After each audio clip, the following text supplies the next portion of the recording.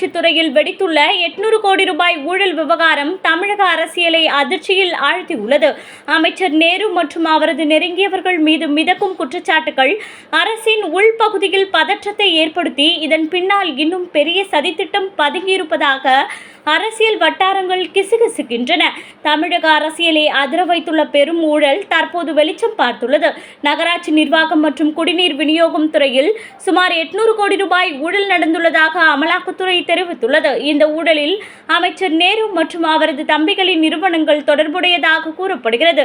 பணி நியமனங்களில் பெரிய அளவில் பணம் வாங்கப்பட்டதாகவும் ஒருவேளைக்கே ரூபாய் 25 லட்சம் முதல் 35 லட்சம் வரை லஞ்சம் கேட்பதாகவும் அதிர்ச்சிகரமான தகவல் வெளியாகியுள்ளது.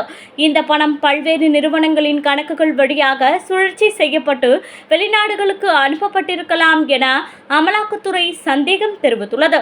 இது தொடர்பாக அமலாக்கத்துறை தமிழ்நாடு டிஜிபிக்கு விரிவான கடிதம் அனுப்பி இதில் இடம்பெற்றுள்ள நபர்கள், நிறுவனங்கள் மற்றும் நிதி பரிமாற்றங்கள் குறித்து முழுமையான விசாரணை நடத்துமாறு கேட்டுக் கொண்டுள்ளது.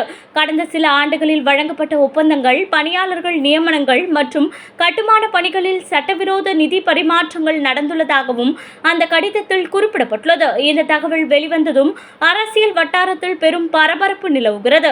எதிர்க்கட்சிகள் இதை திமுக ஆட்சியின் மிகப்பெரிய ஊழல் என குற்றம் சாட்டுகின்றன. அதே சமயம் அமைச்சர் நேருவின் தரப்பில் இதுவரை எந்தவித விளக்கமும் வெளிவரவில்லை.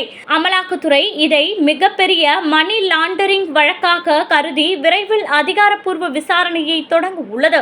இந்த ஊழல் வெளிச்சம் பார்க்கும் போதெல்லாம் தமிழக நிர்வாகத்தில் ஊழல் எவ்வளவு ஆழமாக வேரூன்றி உள்ளது என்பதையும் வெளிப்படுத்துகிறது. அடுத்த சில நாட்களில் இது தொடர்பாக மேலும் அதிர்ச்சிகரமான தகவல்கள் வெளியாகும் என எதிர்பார்க்கப்படுகிறது.